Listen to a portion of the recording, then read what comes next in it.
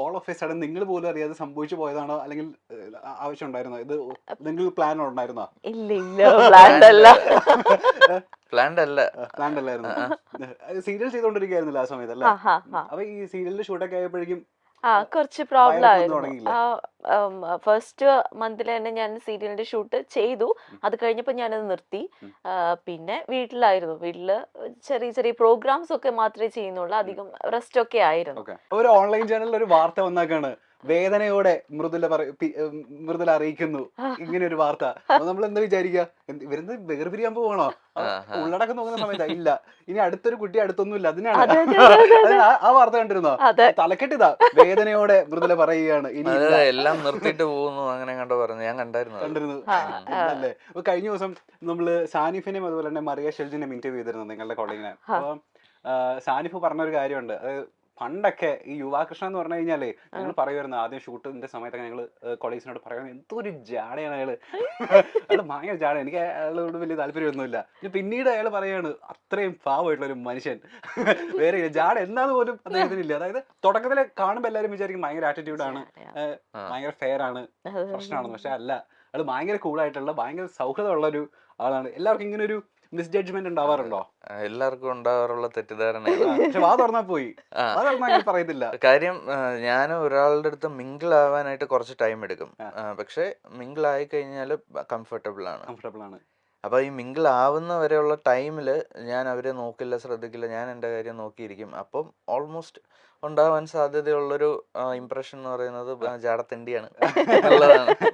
താങ്കൾക്കുണ്ടായ ഒരു ഇംപ്രഷൻ എന്താ കല്യാണത്തിന് മുൻപ്, ഇദ്ദേഹത്തെ പരിചയപ്പെടുന്നതിന് മുമ്പായിട്ട്? പരിചയപ്പെടുന്നതിനാണ് നല്ലൊരു സുന്ദരൻ, കാണാൻ കൊള്ളാം. പിന്നെ എന്റെ ബ്രോ ആയിരുന്നു ഇദ്ദേഹം.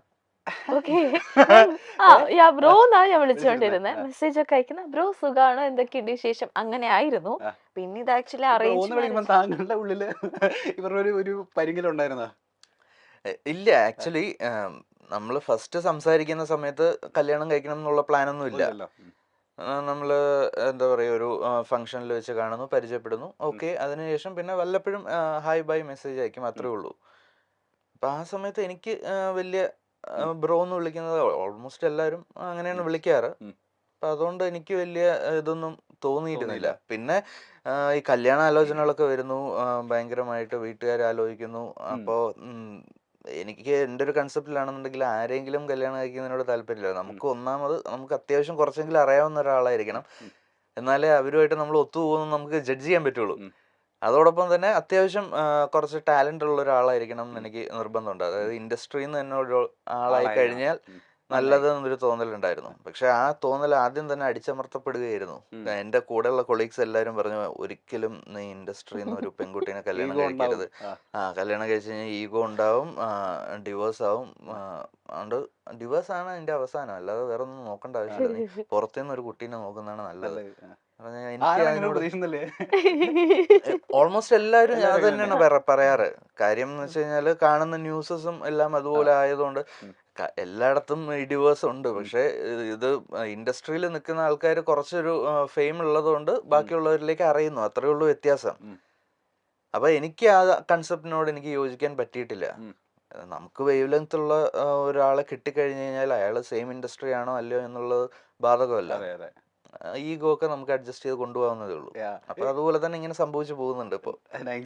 മൃദുല, ഞാൻ ചോദിക്കട്ടെ, ഇപ്പൊ ബിഫോർ ആൻഡ് ആഫ്റ്റർ ഇംപ്രഷൻ വന്ന മാറ്റം എന്താണെന്ന് ചോദിച്ചാൽ എന്താ പറയാ? അതായത് മുന്നേ നമ്മൾ വിചാരിച്ചു വെച്ചിരുന്ന കുറെ കാര്യങ്ങൾ ഉണ്ടായിരിക്കുമല്ലോ കല്യാണത്തിന് മുൻപ്, കല്യാണത്തിന് ശേഷം ഉണ്ടായ ഇംപ്രഷൻ എന്തൊക്കെയാ? മുന്നേ ഉണ്ടായിരുന്ന ഇംപ്രഷൻ എന്തായിരുന്നു?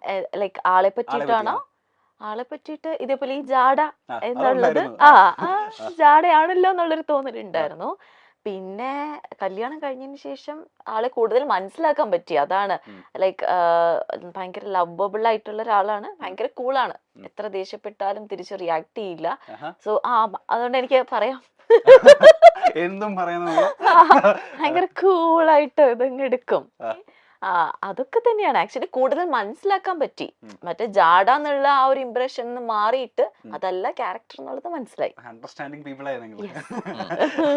ഇതിപ്പോ മൃദുലേനെ ഈ പറയുന്ന പോലെ യുവേനെ നമുക്ക് എല്ലാവർക്കും ഇഷ്ടമായി തുടങ്ങിയതുണ്ടല്ലോ സ്റ്റാർ മാജിക്കിന് വന്നതിന് ശേഷമാണ്. നിങ്ങളുടെ പേഴ്സണാലിറ്റി എന്താണെന്നും ഒക്കെ മനസ്സിലായത് നമുക്ക് അങ്ങനെയല്ല. നിങ്ങളുടെ ടാലന്റ് എന്താണെന്നും ഞാൻ ഇപ്പൊ യൂട്യൂബിൽ നോക്കിയപ്പോ ഒരു വീഡിയോന്, ഒരു പെർട്ടിക്കുലർ വീഡിയോന്, മൃദുലയുടെ പെർഫോമൻസ് ഉള്ള ഒരു വീഡിയോന് 8.3 മില്യൺ വ്യൂസ് പോയേക്കുന്ന വീഡിയോ. അതായത് എനിക്ക് തോന്നുന്നു ഏറ്റവും കൂടുതൽ വ്യൂസ് പോയത് സ്റ്റാർ മാജിക്കിന്റെ ആ പെർട്ടിക്കുലർ വീഡിയോനായിരിക്കും. സ്റ്റാർ മാജിക്കിന്റെ ഒരു റെക്കോർഡ് തകർത്ത നായികയാണ്. യുവ മോശമല്ല, പിന്നീടാണ് യുവയ്ക്കും ഇങ്ങനെ ഒരു കഴിവുണ്ട്. മെയ്ഡ് ഫോർ ഈച്ച് തരാണ്. മിമിക്രി ഇപ്പൊ രണ്ടുപേരും തോളോട് തോള് നിൽക്കുന്ന കപ്പിളാണെന്ന് നമ്മൾ പിന്നീടാണ്. ഇപ്പോഴേ ഞാൻ ചെറിയൊരു ടാസ്ക് തന്നു കഴിഞ്ഞാൽ ആരെങ്കിലും നമ്മളുടെ വീഡിയോ ഒന്ന് മില്യൺ അടിക്കാൻ വേണ്ടിട്ട് ഒന്ന്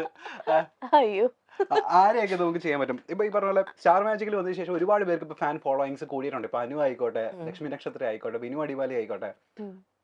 ആരാണ് ആദ്യം അനുവിനെ ഈ പറയുന്ന ഈ മൊമെന്റിൽ നമുക്ക് ഇത് കാണിക്കാൻ പറ്റുമോ?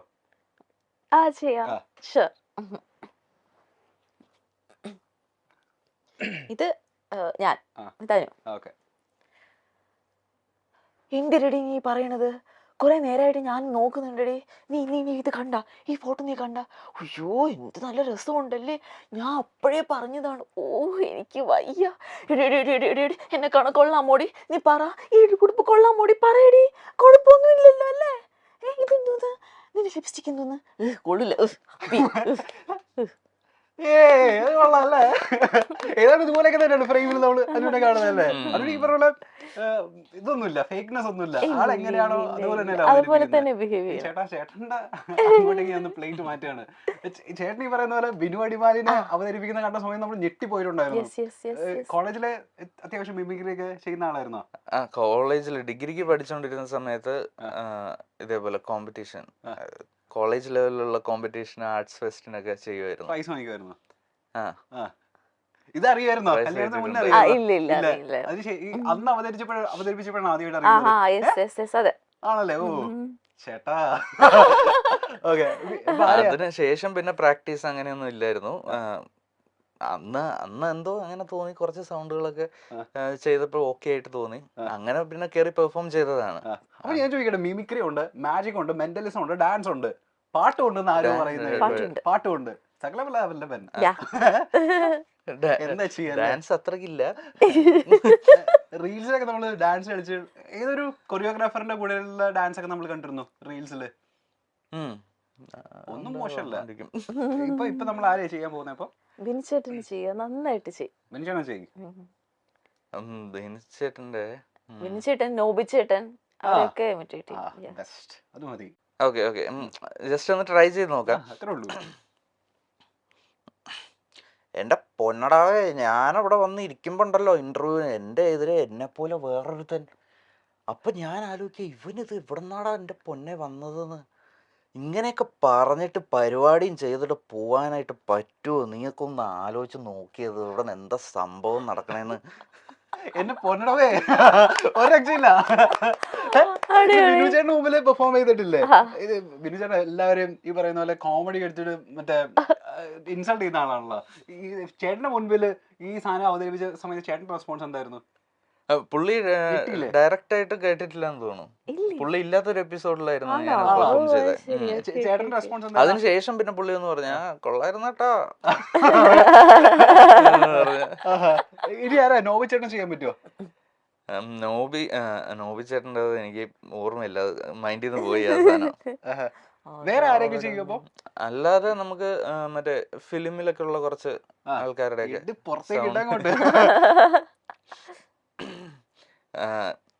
ഞാൻ സ്ഥിരം പണ്ട് കോളേജിൽ ചെയ്തിട്ടുണ്ടിരുന്ന സാധനങ്ങളൊക്കെ തന്നെ.